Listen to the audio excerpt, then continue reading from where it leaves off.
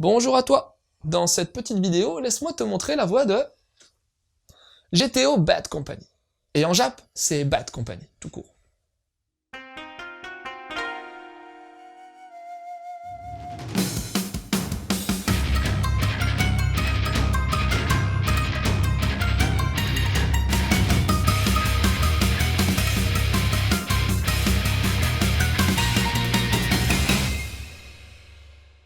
Bon, si t'es pas un novice du manga, tu dois forcément avoir entendu parler d'Onizuka Eikichi.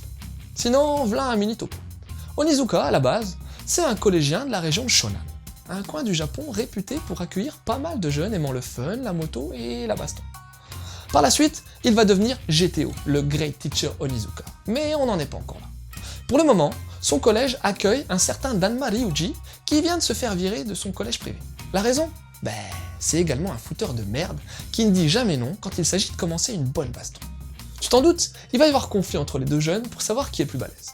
Enfin, c'est surtout Ryuji qui cherche les embrouilles, parce qu'Onizuka, lui, c'est pas ce qui l'intéresse le plus. Lui, il préfère passer du temps avec ses potes pour réparer une moto. D'ailleurs, c'est cette dernière qui sera le lien entre nos deux jeunes. La moto, puis aussi Yamamoto Sakura, une nana super fraîche qui monte sa culotte toutes les 2 secondes.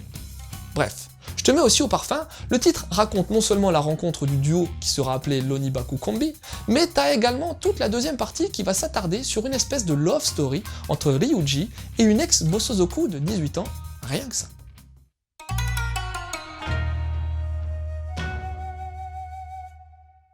Si tu connais le Fujisawa Toru des années 90, tu vas pas être perdu, ça c'est clair. Le dessin est reconnaissable entre mille. Assez simpliste au demeurant, le trait donne pas mal dans l'expressivité.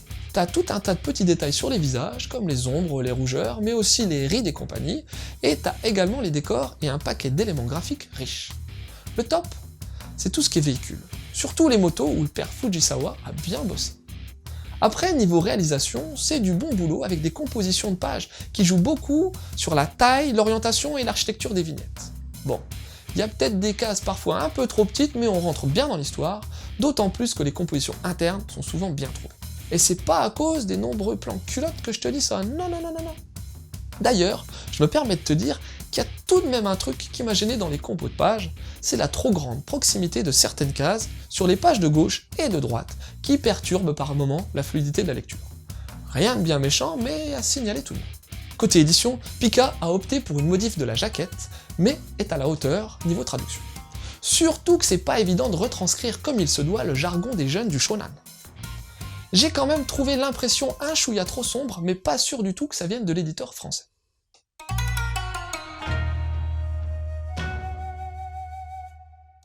Bon, pour les 4 du fond qui connaissent pas Fujisawa Toru, je rappelle vite fait que c'est le mangaka qui a donné vie à la série phare GTO. Mais avant ça, il a quand même bossé sur un titre en 31 volumes retraçant l'adolescence d'Onizuka, le perso principal de GTO, dans Shonan Jonai Gumi. Pour les 20 ans de GTO, Pika propose Bad Company, le manga qui conclut Shonan Jonai Gumi, Young GTO en français, et qui s'attache à raconter la rencontre entre Onizuka et Danma, les deux héros de Shonan Jonai Gumi. Alors, première chose à savoir, le titre est pas vraiment inédit, puisque les chapitres de Bad Company ont déjà été édités en bonus sur Young GTO, ou bien sur les volumes doubles de GTO. Mais c'est la première fois que le manga sort en version reliée. Tu viendras pas chouigner qu'on t'avait pas prévenu. Sinon, niveau intérêt, moi j'ai bien kiffé. Bon, Onizuka est un perso que j'adore, et les mangas sur les Furio, ça me déplaît pas non plus, alors moi je dis bonne pioche. Déjà, il s'agit d'un one-shot bien construit qui suffit amplement à lui-même, et c'est jamais évident de faire ça avec des persos aussi connus. Le travail sur les protagonistes coule tout seul, et Sakura apporte vraiment le lien entre Eikichi et Ryuji. Les deux parties du manga s'enchaînent bien, même si au final elles sont toutes les deux indépendantes. En plus de ça, t'as pas mal de Bosozoku dans le titre, les bandes de motards Jap, qui donnent de l'intérêt au manga avec juste ce qu'il faut de mystère. La baston et la rigolade bien entendu sont au rendez-vous, tout comme les coups d'éclat caractéristiques des mangas de Fujisawa. Mais vraiment, ce qui m'a le plus plu dans le titre, c'est qu'il réussit brillamment sa mission, apporter une grosse dose de nostalgie au lecteur.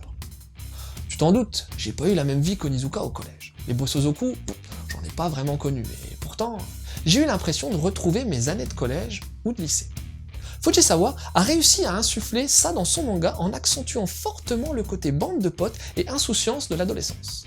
Ça file un charme énorme à ce titre qui vaut vraiment le coup d'être lu, qu'on connaisse la saga Onizuka ou pas. Pour les mangas en lien, pas besoin de moi pour comprendre qu'il serait bon d'aller lire Shonen Jonai Gumi, qui fait chronologiquement suite à Bad Company, et qui t'en apprendra davantage sur l'Onibaku Kombi. Et puis tant qu'à faire, lis également la suite de Shonen Jonai Gumi, à savoir le cultissime GTO, qui parle principalement d'Onizuka, et qui va te faire vivre sa carrière de professeur. Et puis, si tu préfères Danma Ryuji, il y a également eu GTR, un one-shot qui se focalise sur le brin à queue de cheval. Non, c'est pas moi. Voilà, c'était Loud, j'espère que cette petite chronique t'aura donné envie de lire GTO Bad Company.